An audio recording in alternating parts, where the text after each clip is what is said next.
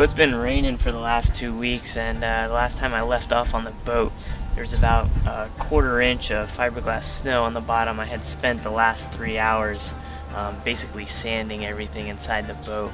So we're gonna go check it out before we go clean everything up and see exactly what's going on, and maybe do some epoxy. And I got some more epoxy filler and high density filler, so I'm gonna check it out and hopefully everything goes smoothly and it doesn't rain on me.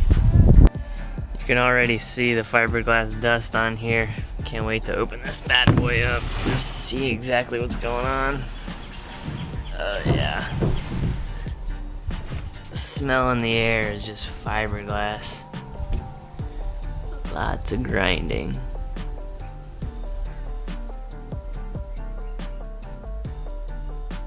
Alright, welcome to another episode of Neon Swell, The Adventures of. I hope you all liked that quick introduction. Basically here, I continue on with my rant about how I'll be itching for the next few days after cleaning up this fiberglass. Be sure and stay tuned for the rest of the episode, where after I finish cleaning up the fiberglass, I make some hatches and finally finish up the deck core.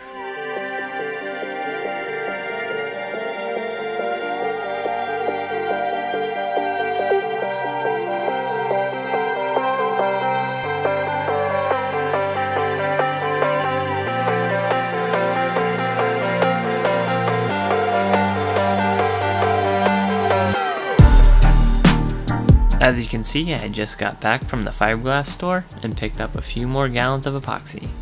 Now once we get in the boat here, you'll see exactly what I'm talking about. The thickness of the fiberglass dust is definitely real.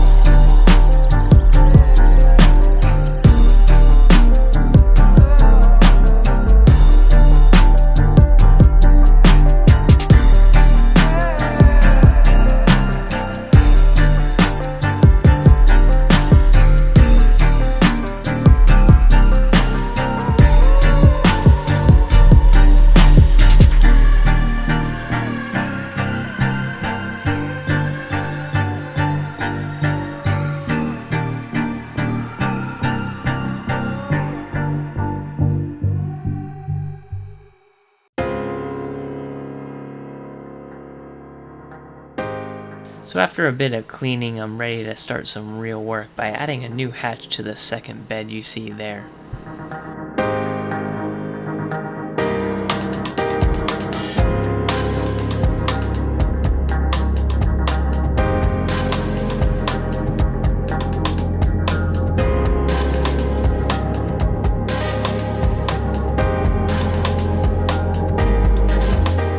As with most boat hatches, I plan to have support members to support the top of the hatch, and you'll see a little bit more of this in future clips, but basically I cut this piece to test my theory and kind of see if it would work, and it eventually ended up working, so I reproduced this several times inside the boat.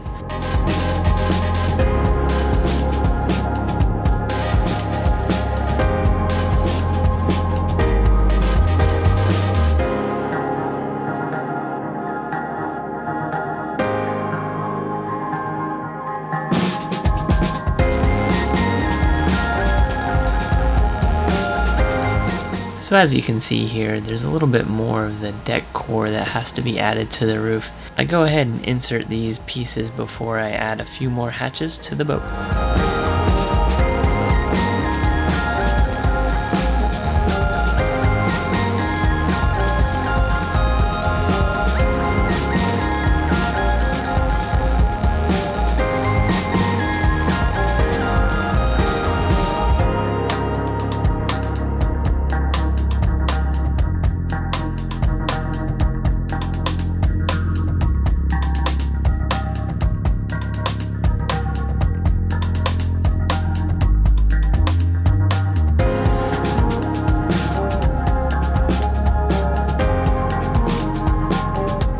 So after a few miscalculations, I play a little bit of jigsaw puzzle and insert the remaining pieces of the Divinacell core.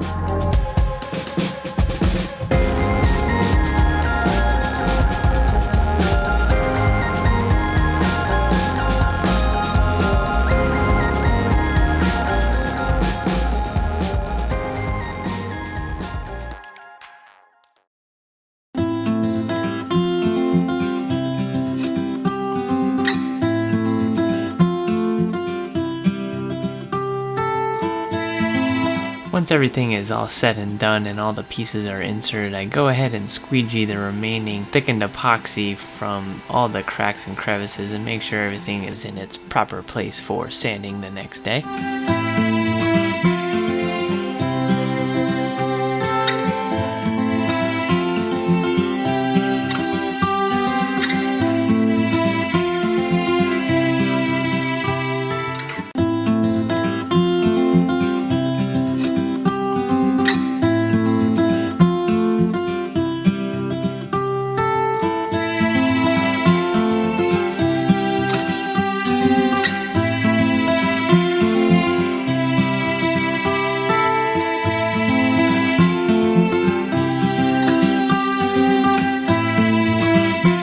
The final product comes out quite nicely, and as you can see here, it matches the remaining core just perfectly.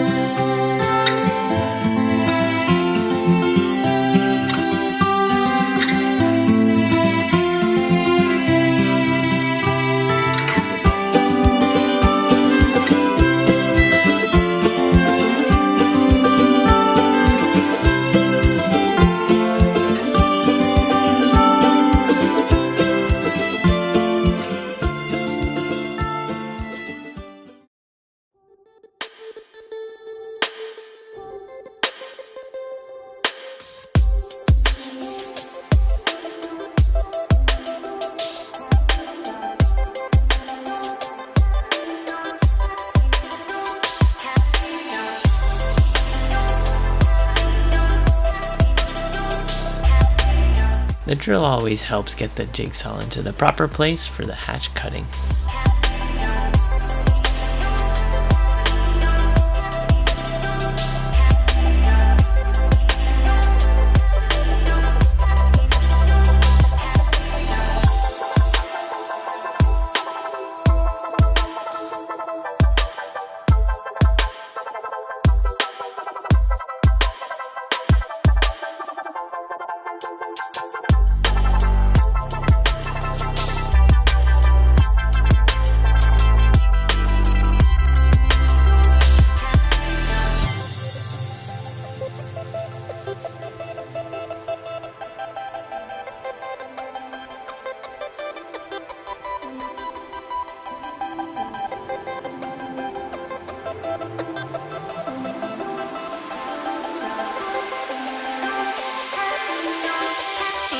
So adding the hatch supports, I use this wax paper you see here, a layer of 1708, and then the Divinacell cutout that will be used for the support members for the top hatches. Now I use these clamps once everything is epoxied to hold these in place while it dries overnight, and the wax paper is used to prevent the epoxy from adhering to the clamps that will be used to hold these in place. It works out quite nicely in the end.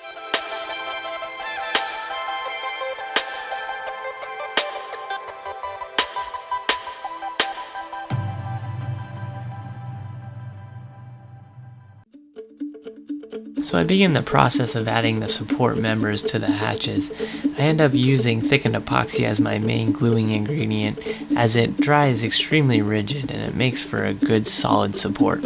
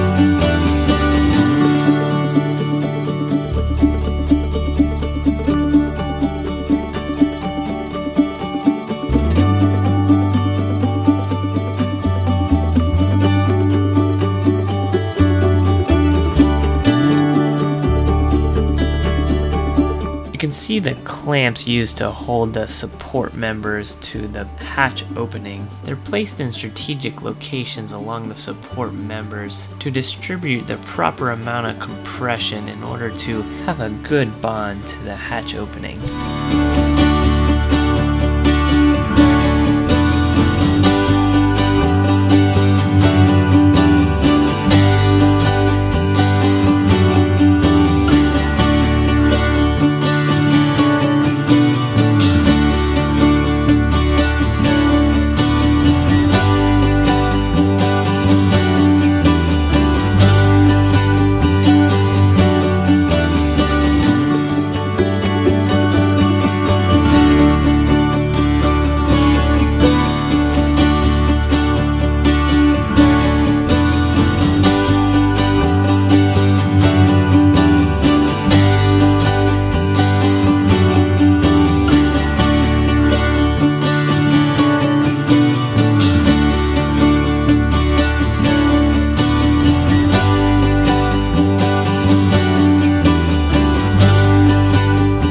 That's it for episode 12. I really hope you enjoyed it.